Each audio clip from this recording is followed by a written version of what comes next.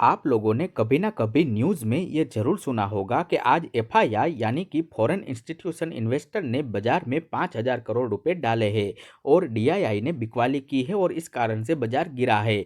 ऐसी चीज़ें अक्सर हम न्यूज़ में सुनते रहते हैं और ये भी सुनने को मिलता है कि विदेशी निवेशकों ने भारत से पैसा निकाल भी लिया है। और आप सोचते रहते हो कि यार ये एफआईआई और डीआईआई क्या भला होती है, ये कौन लोग होते हैं जो हमारे शेयर बाजार को ऊपर या नीचे करते रहते हैं। तो इन्हीं के बारे में हमें ख्याल आने लगता है।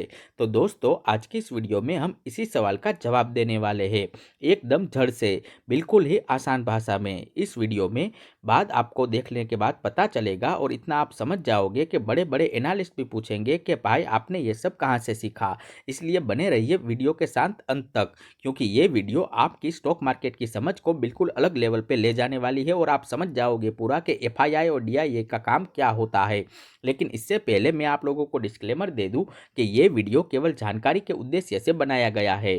स्टॉक मार्केट, म्यूचुअल फंड या आईपीओ में निवेश करना बाजार जोखिम के अधीन होता है, इसलिए अपने निवेश सलाहकार की सलाह के साथ ही कोई भी निवेश करे। अब जान लेते हैं, सबसे पहले बेसिक से शुरू करेंगे और जानेंगे कि शेयर बाजार में पैसा कहाँ से आता है। दोस्तों इससे पहले कि हम एफआईआई और डीआईआई को समझे, एक छोटी सी कॉन्सेप्ट को क्लियर कर देते हैं ताकि आपको बाद में कोई भी परेशानी ना हो। और वो कॉन्सेप्ट है कि शेयर बाजार में पैसा लगाने वाले लोग कौन कौन होते हैं। तो सोचिए कि जब कोई कंपनी जैसे कि रिलायंस, टीसीएस, इन्फोसिस अपने शेयर को बेचती है तो उन्हें कोई ना कोई तो खरीदता होगा और वो खरीदने वाले दो बड़े ग्रुप में बंट जाते हैं। पहला ग्रुप होता है रिटेल इन्वेस्टर, यानी कि आम आदमी, आपके और मेरे जैसे लोग। ये वो लोग हैं जैसे कि आप और मैं, और हम घर बैठकर ही अपने डीमैट अकाउंट जैसे जीरोधा, ग्रो या अपस्टॉक से शेयर खरीदने का ऑर्डर डाल देते हैं। हम अकेले अकेले छोटे छोटे पैसे लगाते रहते हैं। जबकि दूसरा ग्रुप होता है इंस्टीट्यूशनल इन्वेस्टर का, यानी कि बड़े निवेशक। ये वो लोग हैं जो हजारों करोड़ रुपए, लाखों रुपए एक साथ लगाते हैं। ये अकेले नहीं होते बल्कि ये पूरी तरह के साथ एक संस्था यानी कि इंस्टीट्यूशन होते हैं। और यही है इनका दूसरा ग्रुप, यानी कि इंस्टीट्यूशनल इन्वेस्टर आगे दो हिस्सों में बंटता है।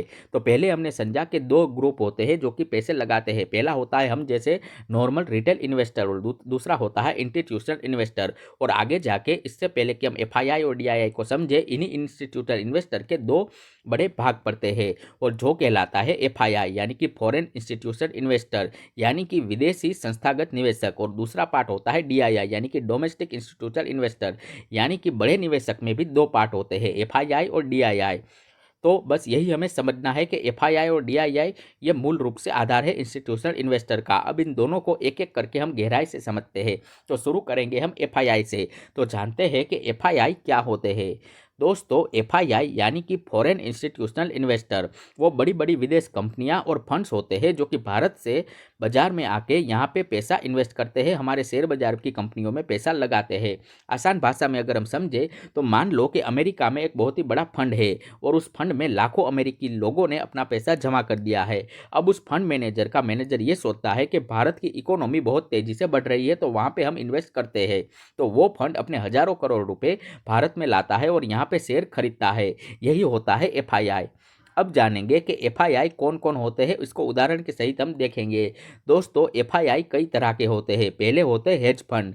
ये बहुत ही एग्रेसिव होते हैं, ये बहुत ही तेजी से पैसा लगाते भी है और बहुत ही तेजी से निकालते भी है।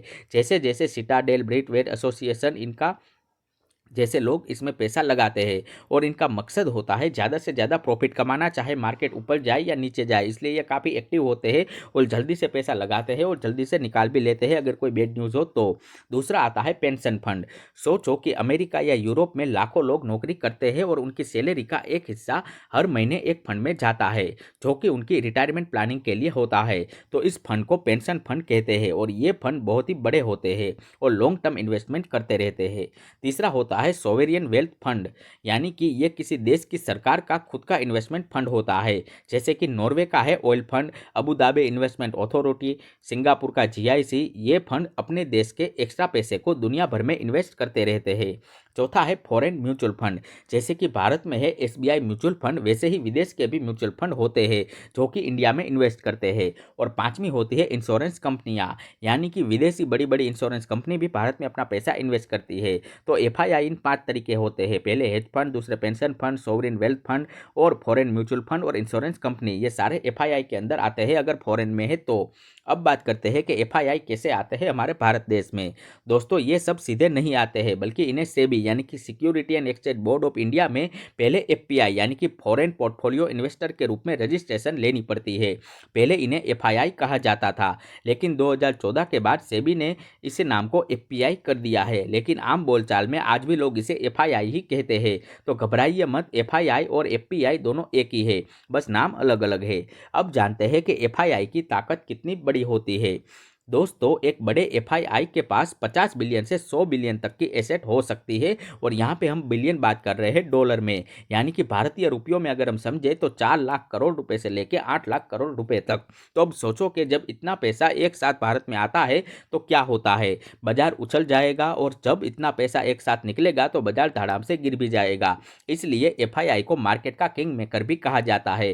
तो ये थी एफआईआई के ऊपर कंप्लीट डिटेल। और अब हम जानते हैं डीआईआई के बारे में। तो डीआईआई यानी कि डोमेस्टिक इंस्टीट्यूशनल इन्वेस्टर, वो बड़ी बड़ी भारतीय संस्थाएं जो भारत के अंदर ही काम करती है और भारत के शेयर बाजार में ही पैसे लगाती है, उन्हें डीआईआई कहते हैं। तो डोमेस्टिक का मतलब होता है देसी, यानी कि हमारे देश की डोमेस्टिक इन्वेस्टर।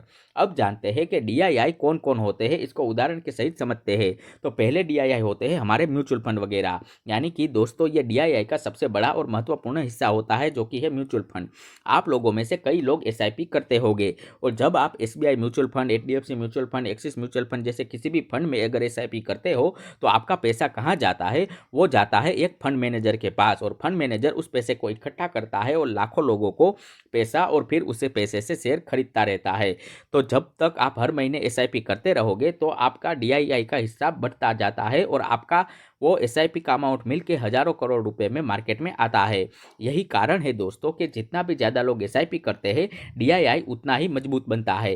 भारत में अभी म्यूचुअल फंड इंडस्ट्री का कुल एयूएम यानी कि एसेट अंडर मैनेजमेंट, यानी कि उनके पास जितना पैसा है वो 50 लाख करोड़ रुपए से भी ज़्यादा हो चुका है, और ये एक बहुत ही बड़ी बात है हमारे देश के लिए। दूसरा है इंश्योरेंस कंपनी, यानी कि भारतीय बीमा कंपनियां, जैसे कि एलआईसी यानी कि life insurance corporation of India. दोस्तों एलआईसी को आप जानते ही हो, लेकिन क्या आपको ये पता है कि एलआईसी भारत के सबसे बड़े इन्वेस्टर में से एक है। जब आप एलआईसी की पॉलिसी लेते हो और हर महीने एक प्रीमियम जमा करते हो तो वो पैसा कहाँ जाता है यह आपने कभी सोचा नहीं होगा। तो आपको बता दूं कि एलआईसी उस पैसे को शेयर मार्केट में और डेब्ट मार्केट में भी इन्वेस्ट करता है। एलआईसी के पास भारत की सबसे बड़ी कंपनीज के शेयर मौजूद होते हैं। कई बार जब मार्केट बहुत ज़्यादा गिरता है तो एलआईसी आगे आकर शेयर खरीदती है और मार्केट को सहारा देती है। इसलिए एलआईसी को कभी कभी मार्केट का बड़ा भाई भी कहा जाता है। तीसरा होता है बैंक, जैसे कि हमारे कोई भी बैंक आप ले लीजिए, बड़े bank SBI, HDFC bank, ICICI bank वगैरह, जो भी ये बड़े बैंक है वो शेयर मार्केट में इन्वेस्टमेंट करते रहते हैं, और ये अपनी एक्सेस लिक्विडिटी यानी कि जो भी एक्स्ट्रा पैसा इनके पास पड़ा होता है उसे मार्केट में लगाते हैं। चौथा होता है ईपीएफओ यानी कि एम्प्लॉय प्रोविडेंट फंड ऑर्गेनाइजेशन। दोस्तों ये बहुत ही कम लोगों को पता होगा कि जो भी लोग नौकरी करते हैं उनकी सैलरी का 12% पीएफ यानी कि प्रोविडेंट फंड में जाता है, और ये पैसा ईपीएफओ के पास जमा होता रहता है। पहले ये पैसा सिर्फ गवर्नमेंट सिक्योरिटी में लगाया जाता था, लेकिन 2015 से ईपीएफओ ने अपना कुछ पैसा शेयर मार्केट में लगाना शुरू कर दिया है। तो आज ईपीएफओ के पास लाखों करोड़ों रुपए है जो कि मार्केट में इन्वेस्ट होते हैं। और पांचवा आता है एनपीएस यानी कि नेशनल पेंशन सिस्टम। यह भी पेंशन सिस्टम है जो लोगों का पैसा जमा होता है और वो पैसा वो लोग मार्केट में इन्वेस्ट करते रहते हैं। अब जानते हैं कि डीआईआई की खासियत क्या होती है। तो दोस्तों डोमेस्टिक इंस्टीट्यूशनल इन्वेस्टर की सबसे बड़ी खासियत ये है कि इनके पैसे लगातार आते रहते हैं, क्योंकि लोग इनको पैसे देते रहते हैं। और क्यों आते रहते हैं, क्योंकि हर महीने लाखों भारतीय लोग एसआईपी करते हैं, इंश्योरेंस का प्रीमियम भरते हैं और अपना प्रोविडेंट फंड कटवाते हैं, और ये पैसा डीआईआई के पास आता रहता है। इसीलिए डीआईआई हमेशा मार्केट में इन्वेस्ट करता रहता है।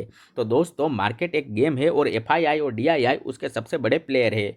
जब आप उन्हें समझ लेते हो तो मार्केट की चालें आपको कम डराती है। तो याद रखिए और घबराइए मत, बल्कि इसको समझिए। अगर ये वीडियो आपको पसंद आई हो तो इसे लाइक जरूर करें और अपने दोस्तों के साथ शेयर जरूर करें जो स्टॉक मार्केट सीखना चाहते हैं। साथ ही सब्सक्राइब करना बिल्कुल ना भूलें, क्योंकि इसी तरह के और भी वीडियो, जबरदस्त वीडियो आगे आने वाले हैं। और कमेंट करके बताइए कि आपको एफआईआई और डीआईआई के बारे में और कोई ताकतवर महत्वपूर्ण जानकारी पता है या नहीं, और आप अपनी जानकारी कमेंट कर सकते हैं। और अगर आपका कोई सवाल हो इस वीडियो से रिलेटेड या किसी और टॉपिक के रिलेटेड तो आप हमें कमेंट बॉक्स में पूछ सकते हैं। और दोस्तों, अगर अब तक आप हमारे व्हाट्सएप चैनल से नहीं जुड़े हैं तो डिस्क्रिप्शन में दिए गए लिंक पर क्लिक करके हमारे व्हाट्सएप चैनल से जरूर जुड़ जाइए।